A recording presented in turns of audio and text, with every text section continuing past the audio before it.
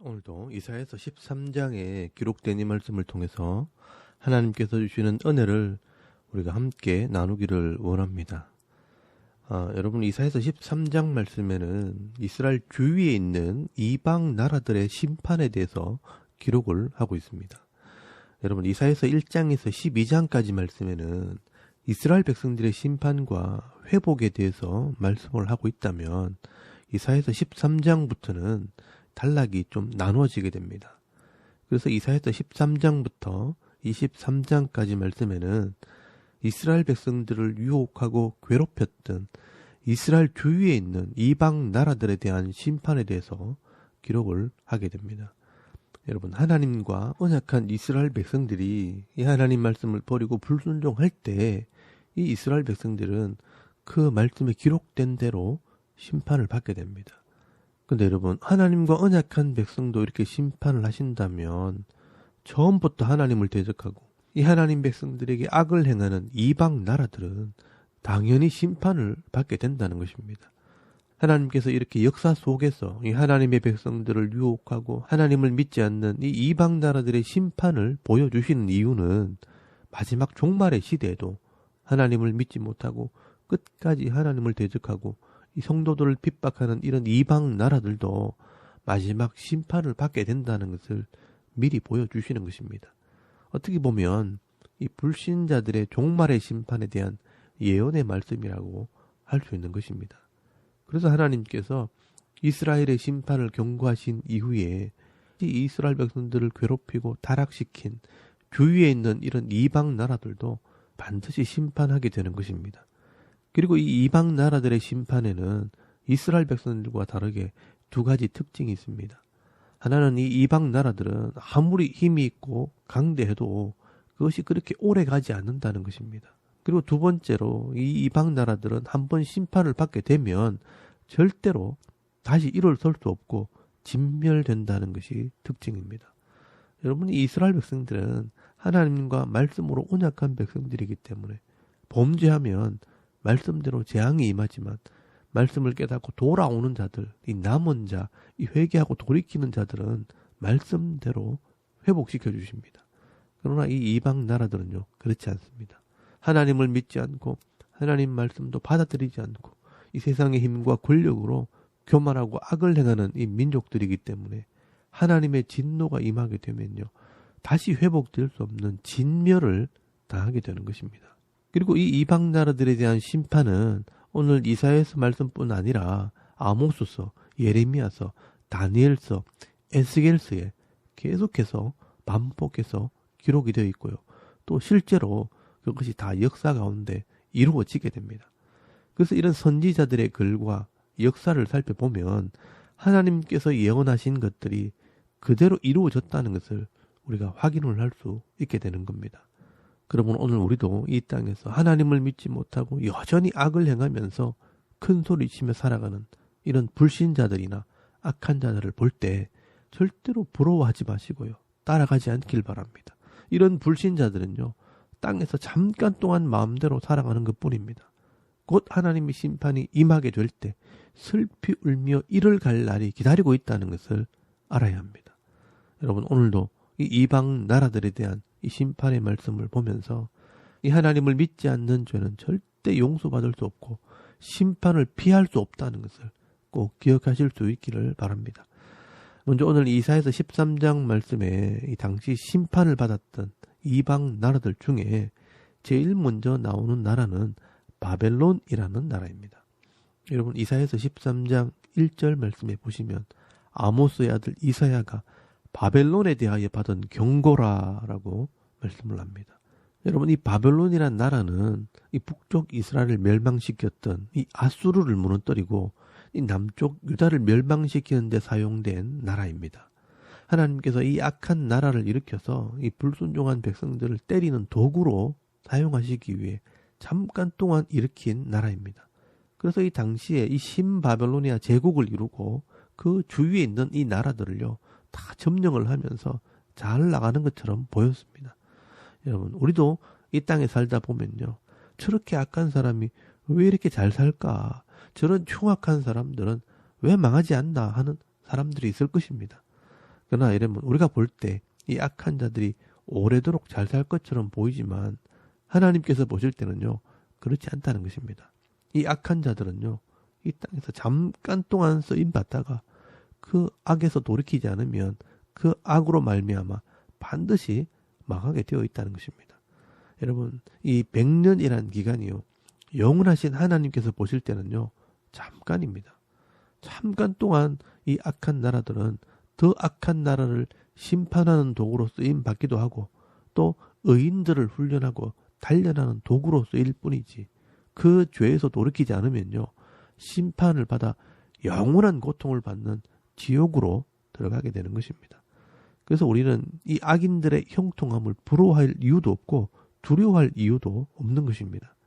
여러분, 잠언서 16장 4절 말씀에 보시면요, 여호와께서 온갖 것을 그 쓰임에 적당하게 지으셨나니 악인도 악한 날에 적당하게 하셨느니라 라고 말씀을 합니다. 여러분, 하나님께서는요, 이 악인들도요, 악한 날에 적당하게 사용하신다라고 말씀을 합니다. 그게 악인들이 존재하는 이유입니다. 그래서 여러분 2절에서 5절까지 말씀해 보시면 하나님께서 이 바벨론을 이스라엘을 치는 막대기로 사용하시고 난 뒤에 이 바벨론을 심판하시기 위해 군대를 모으시고 군대를 정렬시켜서 이 바벨론과의 전쟁을 준비하시고 그들의 죄를 심판하시겠다라고 말씀을 합니다. 여러분 5절 말씀에 보시면요, 여호와 그의 진노의 병거라라고 말씀하면서 하나님께서 열방의 이 군대를 통해 치시는 것입니다. 이 당시의 역사로서는요, 이 진노의 병거가 바로 메데 페르시아 군대입니다. 그리고 여러분 9절 말씀해 보시면요, 보라 여호와의 날 곧 잔혹히 분냄과 맹렬히 노하는 날이 이르러 땅을 황폐하게 하며 그 중에서 죄인들을 멸하리니 라고 말씀을 합니다. 그리고 11절 말씀에도 보시면 내가 세상의 악과 악인의 죄를 벌하며 교만한 자의 오만을 끊으며 강포한 자의 거만을 낮출 것이며 내가 사람을 순금보다 희소하게 하며 인생을 오빌의 금보다 희귀하게 하리로다 라고 말씀을 합니다. 여러분, 하나님께서는요, 이 바벨론의 죄와 악함을 벌하시겠다고 말씀을 하고 있습니다. 구체적으로 말하면 이 교만한 자의 오만을 끊으며 강포한 자의 거만을 낮출 것이라 라고 말씀을 합니다. 여러분이 다니엘서에 보시면요, 이 바벨론의 초대 왕이었던 느부갓네살 왕이요, 이 아수르를 점령하고 신바벨로니아 제국을 세우게 됩니다. 그리고 남쪽 유다를 멸망시킴으로 이스라엘을 치는 도구로 잠깐 동안 사용하시게 되는 겁니다. 그래서 이 이스라엘 주위에 있는 이런 나라들과 남쪽에 있는 애굽까지 이 전체를 지배하는 제국을 이루게 됩니다. 그런데 이 느부갓네살이요, 모든 나라를 점령하고 난 뒤에 교만하게 되어서요, 나중에는요, 두라 평지에 금신상을 만드는 일을 하게 됩니다. 여러분, 그 이야기가 다니엘서에 기록이 되어 있습니다. 그래서 하나님께서 이 바벨론 왕 느부갓네살의 정신을 나가게 하셔서요, 7년 동안 미쳐서 쫓겨나게 하신 적도 있습니다. 그리고 그 후에 이 신바벨로니아의 마지막 왕인 벨사살 왕이 잔치를 벌려놓고 하나님의 성전 기명을 가지고 나와서 술을 퍼마시고 온갖 해와 달과 별의 신들에게 찬양을 하다가 이 손가락이 나타나서 벽에다가 글을 쓰는 그런 기적을 체험하게 됩니다. 그때 하나님께서 말씀하시기를 메네 메네 데겔 우바라신이라 말씀하시면서 너를 저울에 달아보니 모자라서 이 나라를 나누게 될 것이라 라고 말씀을 하게 됩니다. 그래서 이 신바벨로니아 제국은 심판을 받게 되는 것입니다. 여러분, 그때 이 메데 페르시아 연합군이 쳐들어와서 이 바벨론 성을 무너뜨리고 이 바벨론을 멸망시키게 됩니다.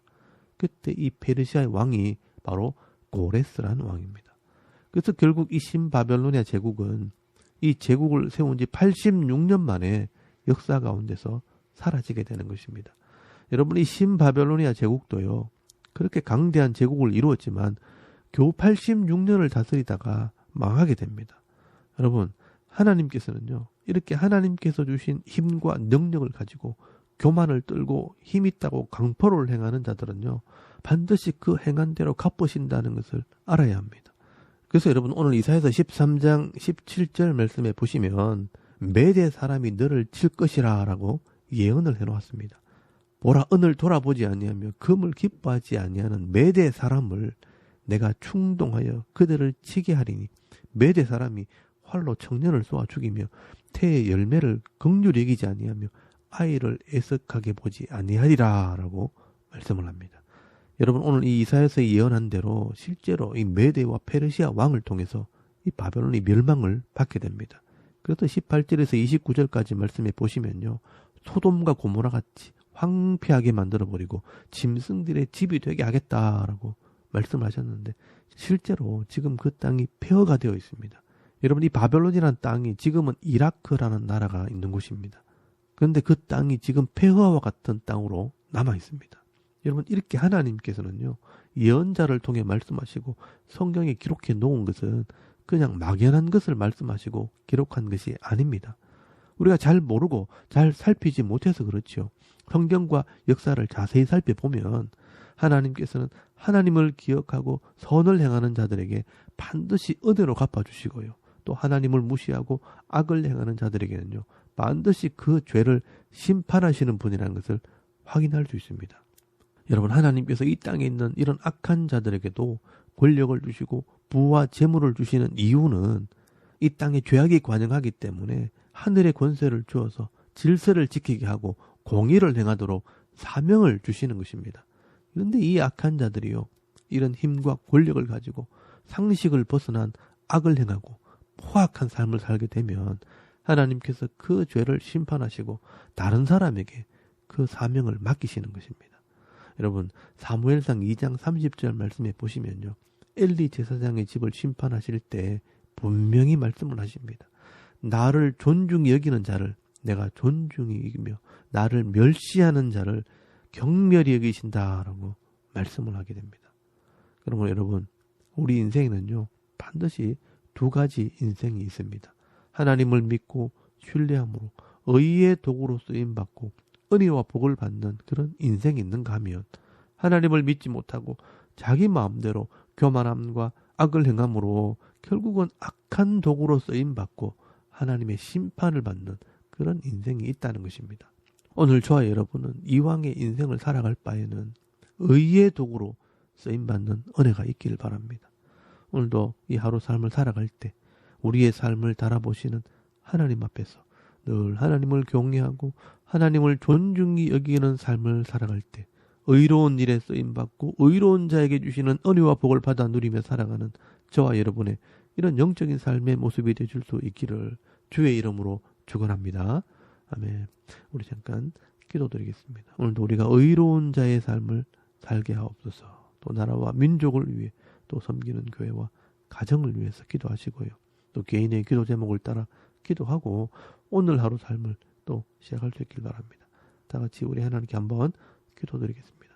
살아계신 하나님 은혜를 참 감사합니다. 오늘도 이 아침에 하나님을 예배하게 하시고